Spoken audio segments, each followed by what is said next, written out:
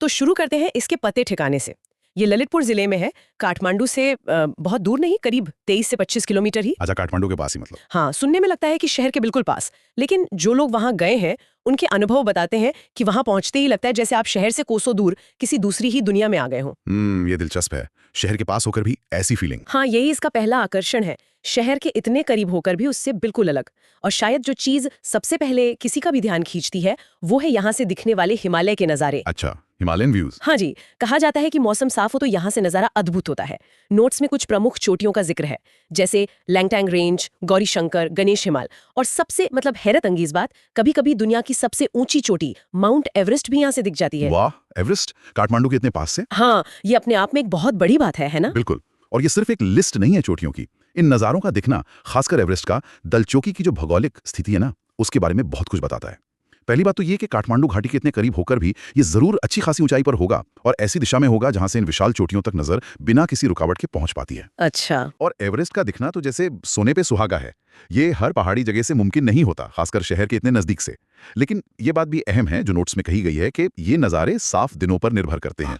हाँ, ये लिखा है। इसका मतलब है कि हर बार जाने पर शायद ये भव्य दृश्य न मिले, मौसम का साथ होना जरूरी है। यानी ये एक तरह का इनाम है जो शायद मौसम मेहरबान होने पर ही मिलता है।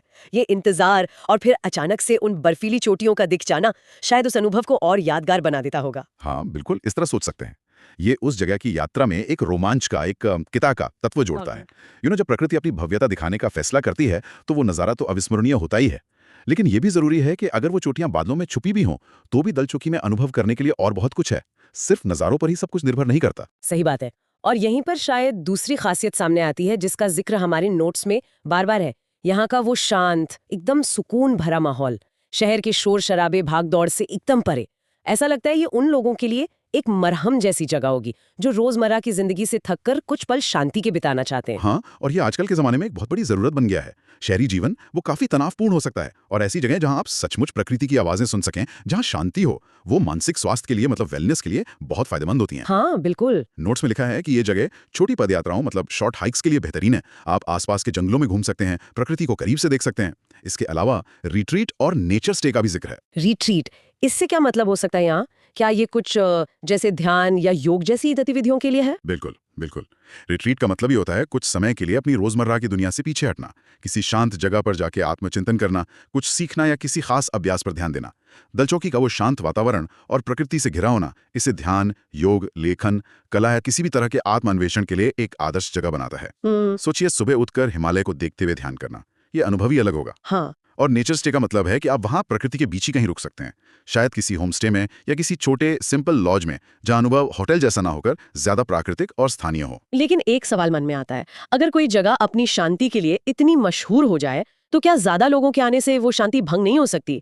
क्या ये एक विरोधाभास नहीं है? ये एक बहुत ही वैलिड चिंता है और दलचौकी जैसी जगहों के लिए ये एक बड़ी चुनौती भी है। पर्यटन और शांति, इनके बीच संतुलन साधना बहुत मुश्किल होता है। अगर अनियंत्रित तरीके से विकास हो, ज्यादा शोर शराबा करने वाले पर्यटक आने लगें, तो वो खासियत ही धीरे धीरे खत्म हो सकती है जिसके लिए लोग वहां जा रहे हैं। सही बात है। यहीं पे सस्टेनेबल टूरिज्म यानी टिकाऊ पर्यटन की भूमिका अहम हो जाती है। ऐसा पर्यटन जो स्थानीय पर्यावरण और उस शांति को नुकसान न पहुंचाए। हमारे नोट्स में इस पहलू पर ज्यादा जानकारी तो नहीं है, पर यह सवाल उठाना बहुत जरूरी है। हाँ, ये जरूरी है। खैर, उस शांति और सुकून में एक और चीज का बड़ा योगदान लगता है, यहाँ के जंगल। जिक्र है कि यहाँ घने जंगल हैं। हाँ, और खासतौर पर रोडोडेंड्रॉन यानी गुराश और चीड़ यानी पाइन के पेड़ों का उल्लेख है। गुराश तो नेपाल का राष्ट्रीय फूल भी है। अच्छा। हाँ, और जब वसंत में खिलते हैं तो पूरा पहाड़ लाल, गुलाबी, सफेद